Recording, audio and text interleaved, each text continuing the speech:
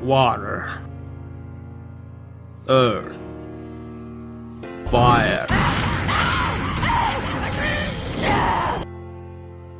air.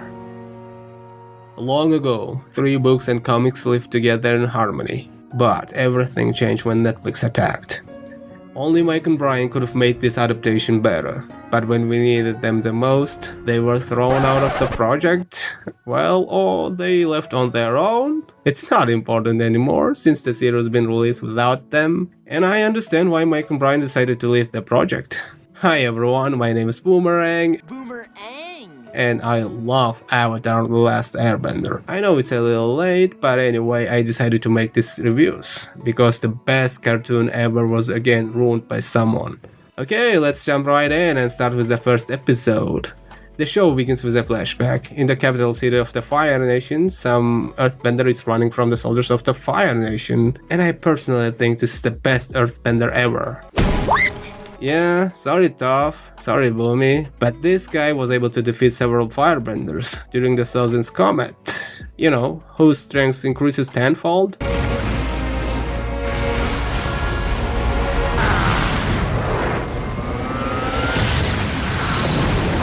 By the way, it's weird that they didn't make this Earthbender a woman, because they are all Mary Sue characters in the show, but more on that later. The Earthbender was caught and taken to Sozin. Sozin, like a cliched villain, circles around the Earthbender, telling him his plans, and burns him. Because it is our time.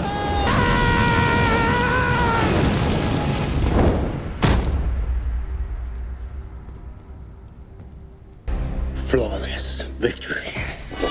Yep, he's making a barbecue out of him. With this scene, Netflix made it clear to us that they followed in the footsteps of M. Night Shyamalan, that the show will be darker, like Aang's sad face. The intro begins, and guess fucking what? The intro is voiced by Avatar Kyoshi herself. For millennia, the 4 nations have lived in harmony. If in the original it's been Avatar Roku on screen, in here it's Avatar Kyoshi. Dang, why didn't they call this show The Legend of Kyoshi? Strong female characters are even stronger, but that makes it all look disgusting. I mean, they do not develop step by step. The flashback continues and we see the Thousand Air Temple. And also Aang, who most likely learned Guru Lakshmir's wisdom? Guru Lakshmir.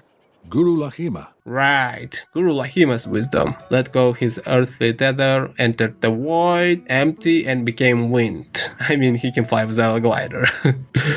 Oh, fuck.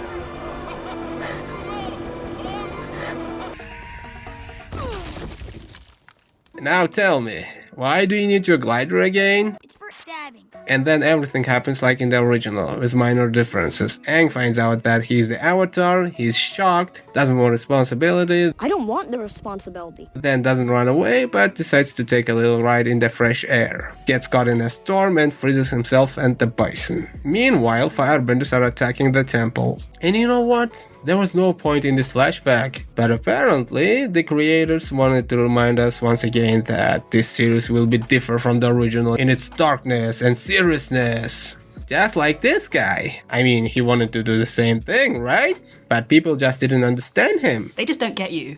They've never got me. The flashback ends, finally, and we are transported to the Southern Water Tribe. And you look at these kids. Why aren't they Asian? I guess people in the Water Tribe are more nomads than the air nomads, huh? If you know what I mean. Then everything happens as in the original. The siblings find Aang and take him to the village. Prince Zuko follows them. Aang wakes up, finds out that his tribe became a barbecue 100 years ago, because Gran retells us the intro again. Water, earth, fire, air. After finding out that he goes to jail if he tries to flirt with Katara, because 100 years had passed, Aang got upset and climbed onto the roof. What I mean is, we can't count on any ship. There won't be a hint of Katang or Zutara in the whole series. Or maybe we'll watch Azul Aang? But these are just my daydreams. Aang and Katara go to the ship. Katara says that she is kinda shitty at waterbending. Aang tells her about the basics of bending and Katara immediately begins to waterbend better. Which, however, is the beginning of a Mary Sue character. Nice. Nice. I wasn't even really trying.